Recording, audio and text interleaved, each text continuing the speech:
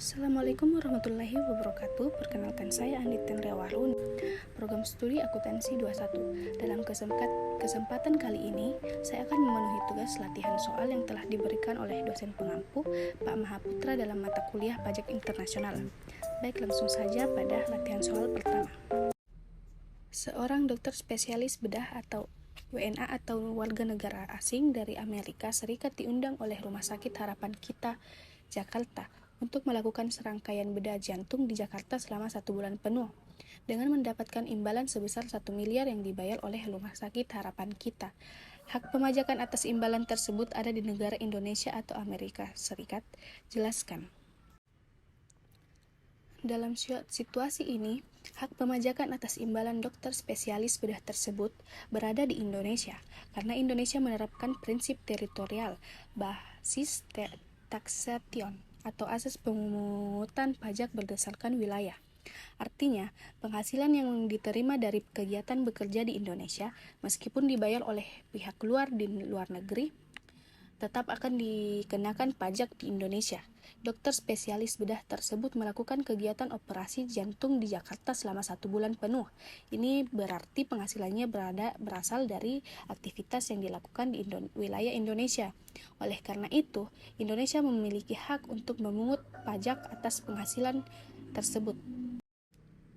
Besaran pajak yang terutang akan tergantung pada yang pertama, status residensi dokter spesialis bedah tersebut di Indonesia. Yang kedua, durasi dia tinggal dan bekerja di Indonesia. Dan yang terakhir, adanya perjanjian tax treaty atau perjanjian penghindaran pajak berganda antara Indonesia dan Amerika Serikat. Pada latihan soal kedua, Mr. Billy, penduduk India, menyewakan sebuah apartemen miliknya yang terletak di Kuningan, Jakarta, Indonesia, kepada MNC Ltd, Hong Kong, untuk digunakan sebagai kantor perwakilan dagang. Atas transaksi tersebut, Mr. Billy mendapat penghasilan sewa sebesar 12.000 USD dolar. Hak pemajakan atas sewa tersebut ada di negara Indonesia, India atau Hong Kong. Jelaskan. Dalam situasi ini, hak pemajakan atas penghasilan sewa apartemen terletak di Indonesia. Indonesia memiliki hak untuk memungut pajak atas penghasilan sewa apartemen tersebut berdasarkan prinsip sumber penghasilan. Prinsip ini menyatakan bahwa penghasilan yang diperoleh dari pengguna atau pemanfaatan harta benda yang terletak di Indonesia, meskipun diterima oleh orang atau badan yang berada di luar negeri, tetap akan dikenakan pajak di Indonesia. Apartemen yang disewakan oleh Mr. Billy terletak di Indonesia. Oleh karena itu, penghasilan sewa yang diperolehnya dari MNC Ltd Hong Kong dianggap sebagai penghasilan yang bersumber dari Indonesia. India tidak memiliki hak untuk memungut pajak atas penghasilan sewa tersebut, karena penghasilannya tidak bersumber di India. Mr. Billy melakukan kegiatan menyewakan apartemen di Indonesia, bukan di India.